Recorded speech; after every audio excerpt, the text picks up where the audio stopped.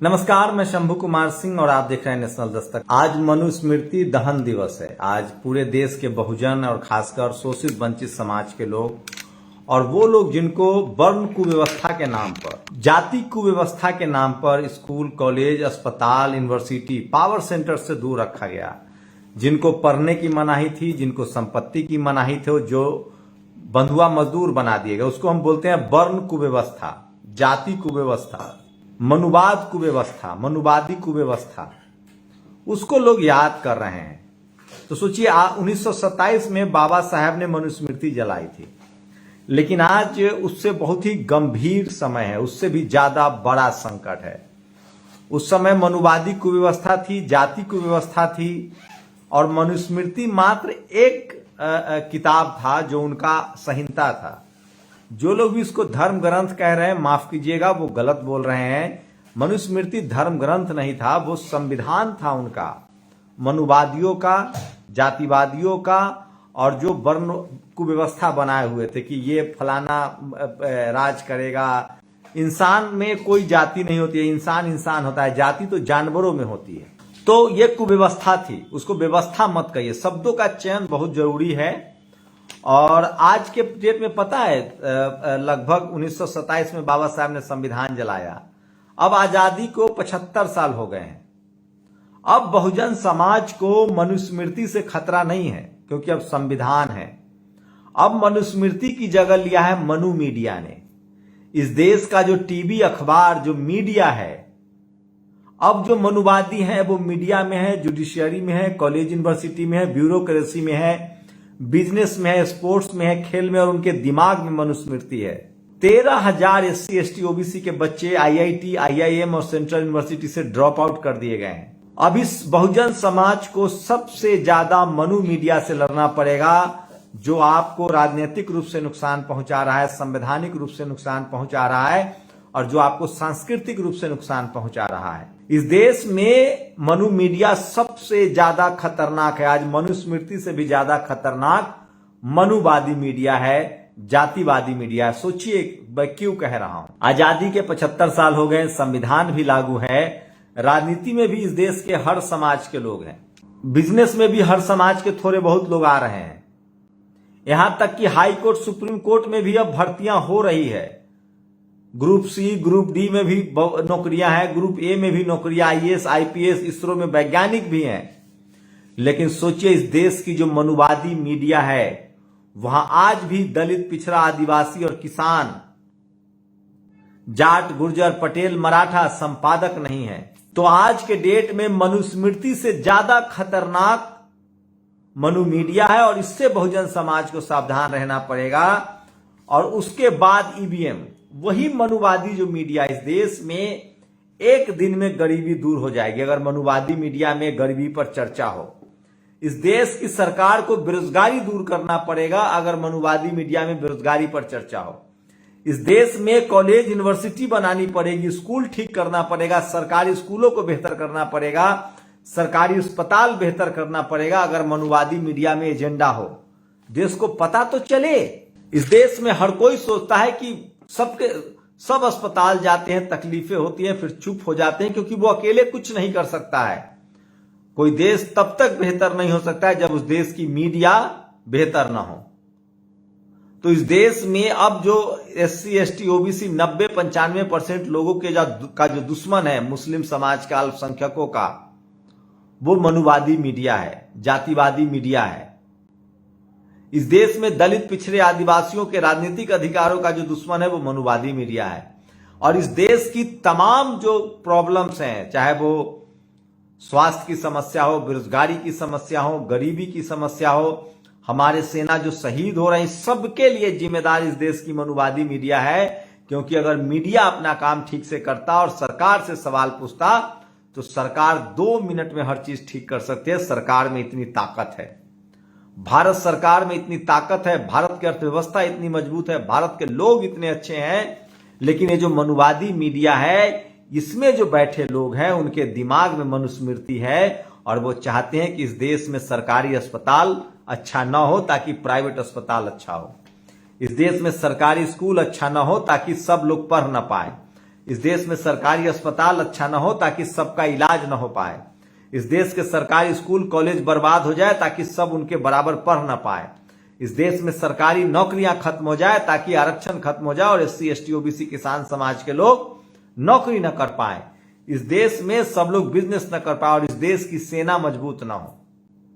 इस देश में विज्ञान आगे ना आए, अंधविश्वास फैला रहे, कर्मकांड फैला रहे, पाखंडवाद फैला रहे, लोग लाचार और बेबस रहे और इस सबसे बड़ा इसमें भूमिका मनुवादी मीडिया की है। तो आज मनुस्मृति जलाने का समय नहीं है, वो खत्म हो चुका है। जातिवाद अब गांव में नहीं है। जातिवाद का जो अंतिम किला है, जो अभी भी अभेद है, जिसको बाबा साहेब ने 4 बड़े अखबार शुरू करके भेदने की कोशिश की थी, बहिष्कृत भारत, समता, प्रबुद्ध भारत और मूक नायक, लेकिन नहीं हो पाया क्योंकि वो एक ऐसी जगह है जहां बहुजन समाज का एग्जिस्ट नहीं है, एक्सिस नहीं है। और इस देश में मनुस्मृति का जो सबसे भयानक रूप है वो है मनु मीडिया। और जब तक इस देश के SC ST OBC के लोग मनु मीडिया का साथ नहीं छोड़ेंगे, उसको देखना नहीं करेंगे, और जब तक वो Bahujan Samaj, SC ST OBC किसान तमाम मुद्दों पर बात करने वाले यूट्यूब सोशल मीडिया पत्रकारों से नहीं समझेंगे, तब तक आपकी देश की दशा और दुर्दशा बेकार रहेगी। ये मनु मीडिया का कमाल है कि कोई कहता है कि 5,000 रुपए पेट्रोल हो जाए, 5,000 रुपए लीटर, हम फिर भी सरकार के खिलाफ नहीं बोलेंगे। ये मनु मीडिया का कमाल है कि लोग स्कूल, पढ़ाई लिखाई, दवाई छोड़कर धर्म के नाम पर और जाति के नाम पर एक दूसरे से नफरत करते हैं। 5 करोड़ केस पेंडिंग है, माफ कीजिएगा, तो वो मनुवादी मीडिया की वजह से, क्योंकि उस मुद्दे पर वो बात नहीं करता है। इस देश के युवा बेरोजगार हैं, महंगाई है, दवाई नहीं है, अस्पताल नहीं है, सरकारी स्कूल कॉलेज बर्बाद हो रहे हैं। तो इसके लिए सबसे बड़ा जिम्मेदार मनुवादी मीडिया है। तो मनुस्मृति पर आप कसम का ये शपथ लीजिए कि मनुवादी मीडिया का बहिष्कार करेंगे। यही बाबा साहेब के सपनों के भारत बनाने में सबसे बड़ा योगदान होगा। और सोचिए मीडिया का क्या असर होता है। भारत सरकार एक बिल लाने जा रही है जिसमें सोशल मीडिया के जो यूट्यूबर्स हैं, या जो यूट्यूब पर हैं, या ट्विटर पर है, फेसबुक पर है, कहीं भी हैं, उनको ठेले खोमचे वाले की तरह एक अधिकारी आएगा, आपका सामान लेके चला जाएगा। सरकार तय करेगी कि आपको क्या बोलना है, जबकि पहले से संवैधानिक अधिकार है, संवैधानिक प्रावधान है। हम अपने संवैधानिक तरीके से अपने फंडामेंटल राइट्स के तहत अपनी बात रख सकते हैं। लेकिन जो लोग धर्म के नाम पर नफरत फैला रहे हैं, जो लोग जाति के नाम पर नफरत फैला रहे हैं, जो लोग इस देश के संविधान के खिलाफ हैं, उनको कोई दिक्कत नहीं। लेकिन जो लोग मनुवाद के खिलाफ बोल रहे हैं, जातिवाद के खिलाफ बोल रहे हैं, जो लोग सरकार से सवाल पूछ रहे हैं, सरकार किसी की आती जाती रहेगी। और मैं फिर इस देश के SC ST OBC किसान और 90-95% लोगों से कह रहा हूं कि आपके जो नेता हैं उन पर बहुत भरोसा मत कीजिए। वो सड़कों से निकले नहीं हैं, उन्होंने मनुस्मृति नहीं पढ़ी है, उन्होंने संविधान नहीं पढ़ा है, उन्होंने दर दर की ठोकरें नहीं खाई है। आपको सड़क से निकला हुआ नेता चुनना पड़ेगा। जगदेव बाबू, मान्यवर साहब, मायावती जैसे, कांसीराम साहब जैसे, मुलायम सिंह यादव जैसे नेता चुनना पड़ेगा। आपको शिबू सोरेन जैसा नेता चुनना पड़ेगा, लालू यादव जैसा नेता चुनना पड़ेगा, सोनेलाल पटेल जैसा, रामस्वरूप वर्मा जैसा नेता चुनना पड़ेगा, जो सड़क से निकला हो और जो बहुजन समाज की आइडियोलॉजी से को जानता हो और जिसकी सड़कें पर पांव जले हो। सचिन का बेटा सचिन हो गया? नहीं हुआ ना। कर लेगा वो रिंकू सिंह की बराबरी। नरेंद्र मोदी को कोई खड़गे, कोई नीतीश कुमार, कोई लालू यादव ही हरा सकता है। इसलिए बहुजन समाज को सड़क पर तपा हुआ नेता चुनना चाहिए, जिसने सड़कों पर संघर्ष किया हो। और जो लोग बहुजन समाज के दूसरी पीढ़ी के नेता हैं, उनको कम से कम बामसेफ को सुनना चाहिए और बामसेफ से ट्रेनिंग ले।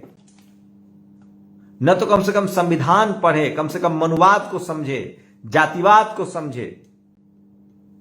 इनको लगता है कि हम सवर्ण समाज का वोट ले लेंगे सवर्ण नेताओं के नाम पर। किस गफलत में है। सवर्ण समाज के लोग कांग्रेस को वोट ही नहीं दे रहे हैं, ममता बनर्जी को वोट नहीं दे रहे हैं, नवीन पटनायक को वोट नहीं दे रहे हैं। वो दलित पिछड़े आदिवासियों को वोट देंगे। तो इस देश में मनुस्मृति तो जल गया, मनुस्मृति का अब असर नहीं है। अब मनु मीडिया जो है वो मनुस्मृति का बाप है। और जब तक बहुजन समाज मनुस्मृति से सावधान नहीं रहेगा, मनु मीडिया से सावधान नहीं रहेगा, तब तक उसकी दुर्दशा ठीक होने वाली नहीं है।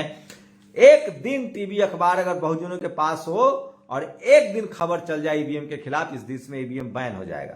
इस देश में एक दिन में सरकारी अस्पताल सरकार ठीक कर देगी, खबर चल जाए। एक दिन में सरकारी स्कूल कॉलेज ठीक हो जाएगा। एक दिन में भ्रष्टाचार खत्म हो जाएगा। एक दिन में गरीबी खत्म हो जाएगी अगर इस देश की मनुवादी मीडिया खबर दिखाने लगे। लेकिन वो क्यों दिखाएगा? जो मनुस्मृति को मानने वाले लोग हैं, जिनके दिमाग में मनुस्मृति बैठा हुआ है, वही मनुवादी इस देश की मनु मीडिया चला रहे हैं। और वो नहीं चाहते कि इस देश के 95% लोगों को अपना हक अधिकार मिले और वो बराबरी में आए। इसीलिए कह रहा हूं कि आज का मनुस्मृति से भी ज्यादा खतरनाक मनु मीडिया है, जिसको कुछ सवर्ण लोग गोदी मीडिया कहते हैं। वो गोदी मीडिया नहीं है, वो मनु मीडिया है। आज ये मीडिया अगर मायावती, अखिलेश यादव, लालू यादव, तेजस्वी यादव, हेमंत सोरेन, शिबू सोरेन से देखिए किस तरह से बहुजन नेताओं का ये खाल खींच लेते हैं, कैसे उनको चुनाव हरवा देते हैं। ये बेईमान नहीं है, ये मनु मीडिया है, ये जातिवादी है, ये जाति देखकर खबरें चलाती है। एकदम तय मान लीजिए। तो आप सब लोगों को क्रिसमस की बधाई। और सोचिए, ईसा मसीह चरवाहा थे और उन्होंने समानता का सिद्धांत दिया, बराबरी का, सेवा का सिद्धांत दिया। गुरु नानक साहब ने सेवा का। तो ऐसे तमाम महापुरुषों को आत्मसात कीजिए जो इक्वालिटी, फ्रेटर्निटी, समानता और बराबरी का अधिकार देते हैं, जिनके अंदर करुणा, दया और ममता हो, बुद्ध की तरह, ईसा मसीह की तरह, गुरु नानक साहब की तरह, कबीर साहब की तरह, रविदास महाराज की तरह। ये सब भगवान थे धरती पर। बुद्ध, जिन्होंने इंसानियत के लिए, मानवता के लिए अपना पूरा जीवन दिया और सूली पर चढ़ गए। सेवा ही धर्म है। किसी से नफरत करना जाति के आधार पर, धर्म के आधार पर, यह धर्म नहीं है, यही मनुस्मृति है। तो चलिए, आप लोगों का बहुत बहुत शुक्रिया। और अब मनुस्मृति का राज नहीं है, संविधान का राज है। और संविधान के राज में मनुस्मृति जो है वो मनु मीडिया है। इसलिए आपको मनु मीडिया से सावधान रहना पड़ेगा। आप लोग अपनी प्रतिक्रिया भी जरूर दीजिए। शुक्रिया। नेशनल दस्तक की आपसे गुजारिश है कि अगर इसको बचाना चाहते हैं तो नेशनल दस्तक को सब्सक्राइब करने के लिए रेड कलर के सब्सक्राइब बटन को दबाएं, फिर बेल आइकन की घंटी दबाएं। नेशनल दस्तक को बचाने के लिए बहुत जरूरी है कि हर खबर को शेयर करें, लाइक करें, कमेंट जरूर करें।